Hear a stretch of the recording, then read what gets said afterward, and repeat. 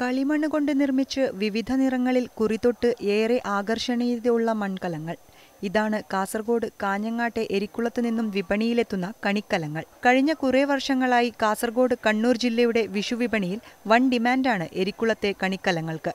വലിപ്പത്തിനനുസരിച്ച് 100 രൂപ മുതൽ 125 രൂപ വരെയുള്ള കണിക്കലങ്ങളാണ് വിൽപ്പനയ്ക്കുള്ളത്.